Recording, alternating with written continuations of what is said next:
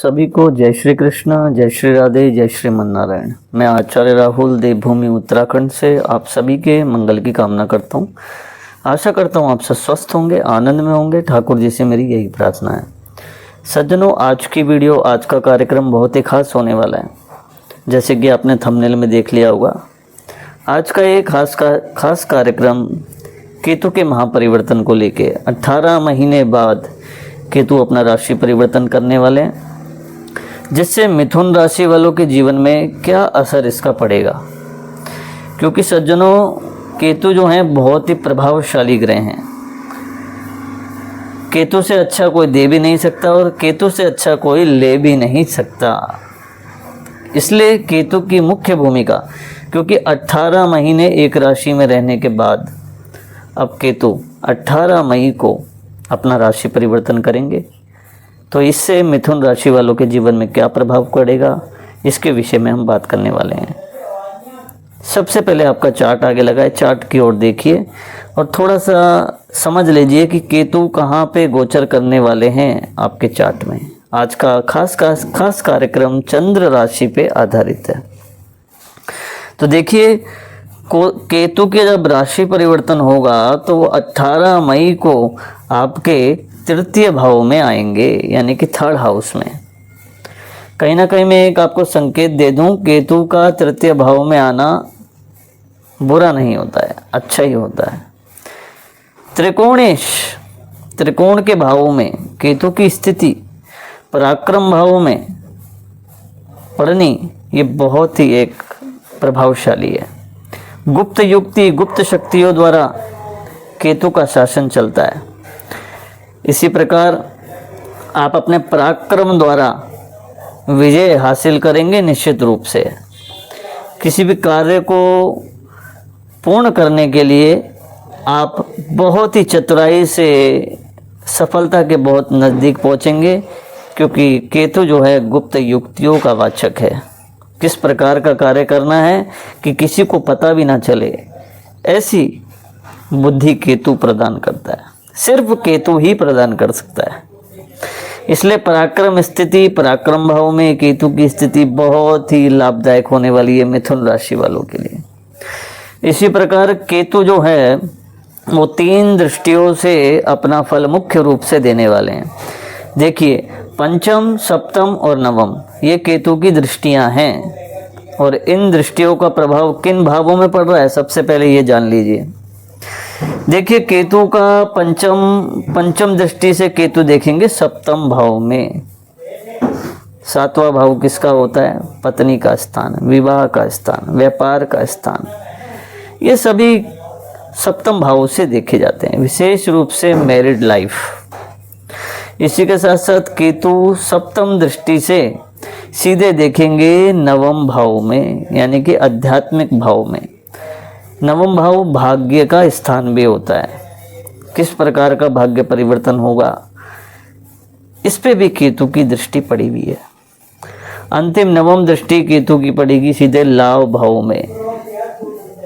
लाभ भाव एकादश भाव, 11th हाउस, ये होता है लाभ भाव, पैसा, पदोन्नति, या फिर कहें कि एकदम से लाइफ में यू टर्न, जीवन में उत्थान होना।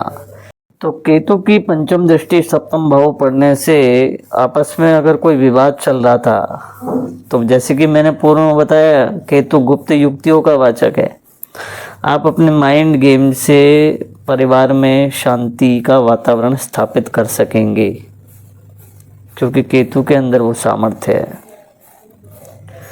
लाइफ को किस तरीके से मेंटेन करना है, ये केतु बहुत अच्छे तरीके से जानते हैं, क्योंकि वो गुप्त युक्तियों के वाचक हैं।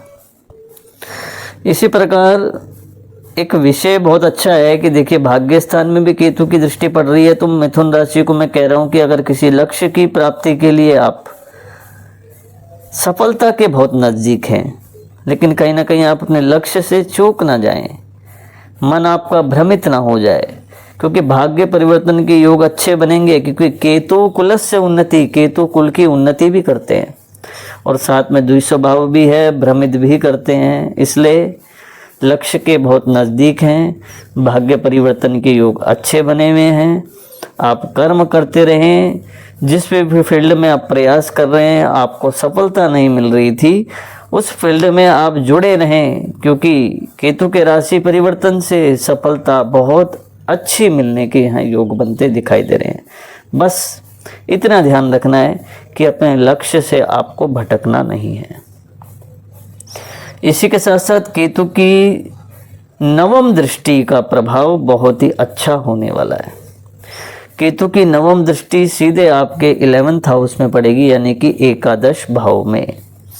एकादश भाव में जब केतु देखते हैं तो लाभ के स्रोत 100% बढ़ाते हैं, चाहे वो शेयर मार्केट हो, चाहे वो ट्रेडिंग हो, लेकिन कहीं ना कहीं लोभ भी प्रकट करते हैं, ध्यान रखना।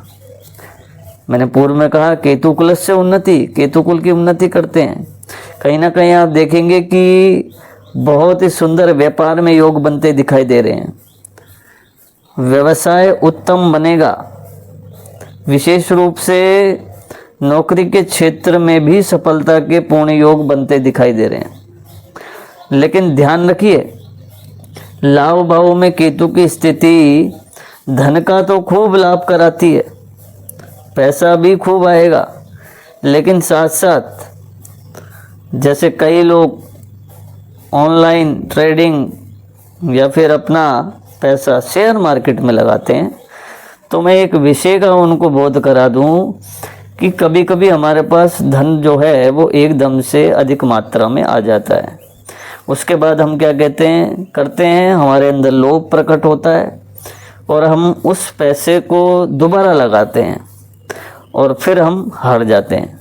यानी कि कहीं ना कहीं दुस्वभाव, प्राप्ति जो हो रही है उसको अपना बचा के रखें और हो सके ज़्यादा लोभ के चक्कर में ना पड़ें।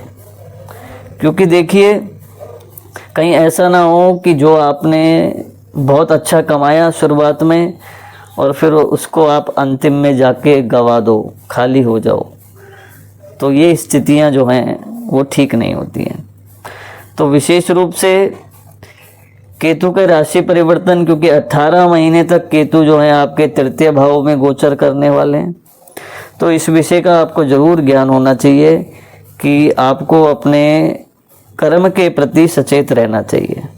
और सप्तम भाव में केतु की स्थिति, तो आपस में अगर मैरिड लाइफ से जुड़े हुए हैं तो एक दूसरे की बातों को थोड़ा सुनना शुरू करें, आपस में बैठें, टाइम स्पेंड करें, दूरी ना बनाएं और कोई बात आपको छुपानी नहीं चाहिए।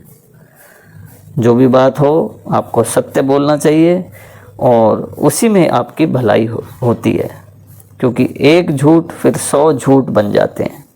इसलिए इस बात का आपको ध्यान रखना चाहिए।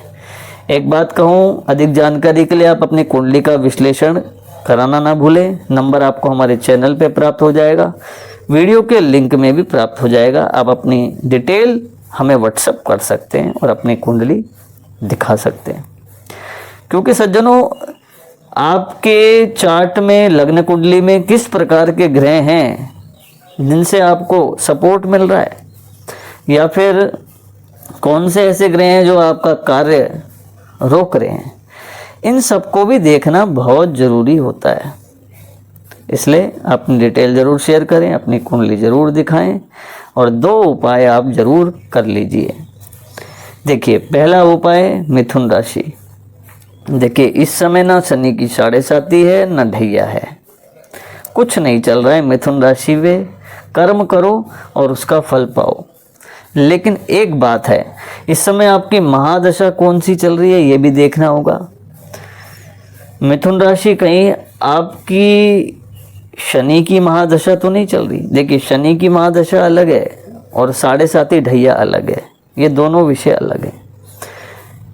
कहीं आपकी शनि की महादशा तो नहीं चल रही है, कहीं आपकी राहु की महादशा तो नहीं चल रही है कुंडली में, कहीं आपकी केतु की महादशा तो नहीं चल रही है कुंडली में। इसका भी विचार करना होगा, तब जाके पूर्णतया सटीक भविष्यवाणी की जा सकती है।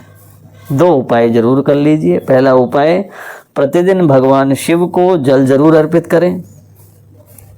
नियमित रूप से ना कर पाए, घर से दूर है शिव मंदिर, तो सोमवार और शनिवार का नियम तो आपको बनाना ही चाहिए। भाग्य वृद्धि होगी और धन प्राप्ति के योग अचूक बनेंगे।